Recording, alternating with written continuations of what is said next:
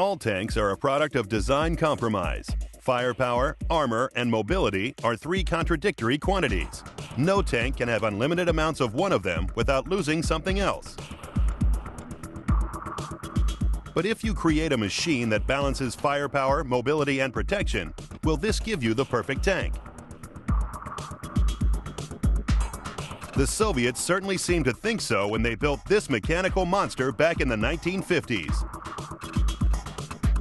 They liked the design so much that they eventually assembled a record-breaking 95,000 of them. If the Cold War had ever gone hot, these are the tanks that would have rolled into Western Europe.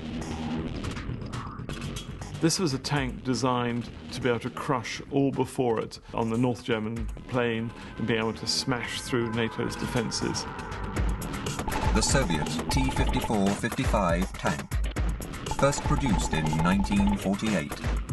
Top speed 30 miles per hour. Range 250 miles. V12 water-cooled diesel engine gives power-to-weight ratio of 14.44 horsepower per ton. Armor 203mm maximum thickness. Primary armament 100mm D10T gun. T-54-55 manufacture began back in 1948 and continued throughout the next 30 years, a production record second to none. But like all Russian tanks, little thought was spared for the crews inside. When it comes to designing a tank, the Russians don't really care about crew comfort. They don't expect them to be in the tank for that long, whether it's because the tank has a shorter range or because life expectancy is lower. This was the first of the new generation of Soviet-developed tanks to be given to their allies after World War II. The T-54, T-55 was produced in large numbers. The Russian idea on tank production is, much like Lenin said, that quantity has a quality all its own.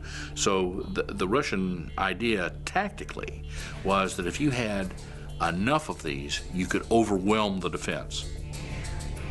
But the T-54-55 has not proved itself a world beater. In tank-on-tank combat, the Soviet workhorse has been crushed by its Western counterparts in Israel and in the Gulf War. The T-54-55 scores average marks for firepower, mobility, and protection. In all, 95,000 T-54-55s were made. So it must score top marks for production. But it scores just below average for fear factor. The only reason to be afraid of this tank was because of the vast numbers produced.